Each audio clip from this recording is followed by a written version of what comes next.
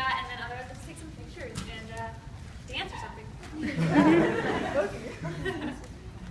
What do you got? Okay, what do you got? How long did it take to record an album? It took me from January 3rd to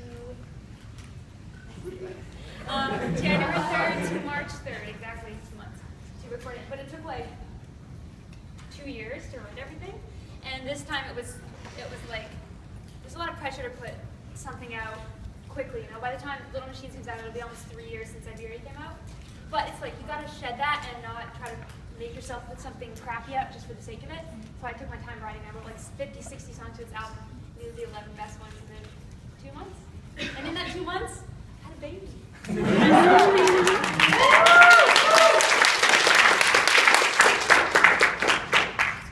Can I ask what the inspiration was like behind the whole album?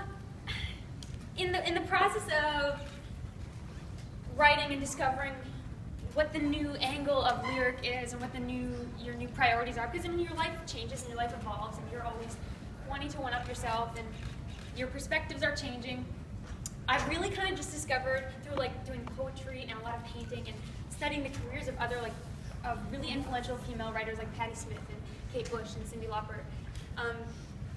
I really just wanted to enjoy making music, and I wanted to remind myself that about life too, that it's just about having fun and really enjoying it. So all the songs are kind of, let's just have a good time, you know, and I really did have a good time recording the album and writing this stuff.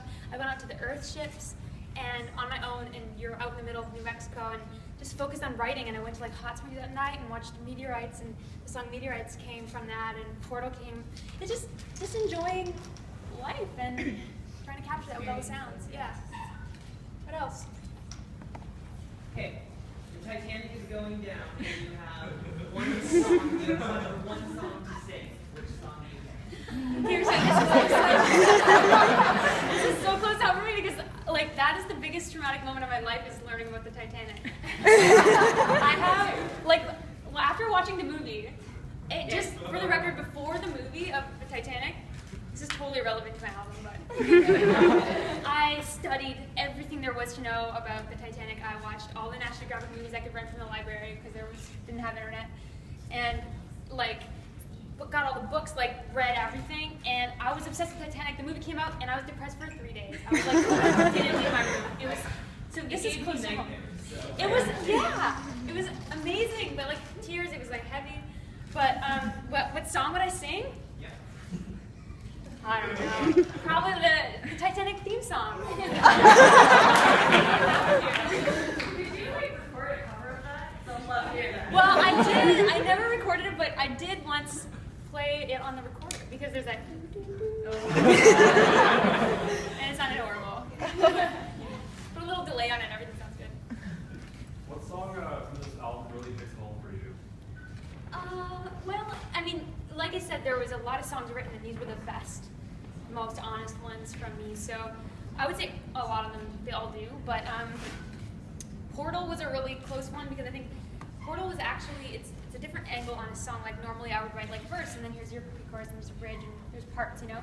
This song was like, threw that all out the window. Let's just write a bunch of poetry. And this is poetry that came at a time that I really needed it. And then I re-accessed that poetry later and put it over one chord. And so it's ultimately like a really experimental song, but I was doing poetry to exercise frustration and everything like that, so it was really valuable poetry to me. And then, so the first song on the album and the last song of the album, Don't Go Home Without Me, is probably one of the more like super honest songs I've written, so those two are special. Okay, this is going to be the last question, by the way. This is Matt, by the way, everybody. Come up and say hello to her. That's true. Okay. Wait, I was going to ask if it's going to be yours. So those 60 songs, are we going to hear them in the upcoming future, or are we only going to get this? Well, I always pull them up and listen to them, and it's like I have enough material to make another album, but like less good. So I'm like, who knows? Maybe I'll give them to someone else, or yeah. Then there's B-sides. Well, there are 3 B-sides for this album that you get when you pre-order it, so you'll hear those ones when that comes out, which are like just as good. I don't know. There's good ones. Who knows? Maybe you will. Maybe you will. Likely not. All right. Is that all? Yeah. Okay. Okay, so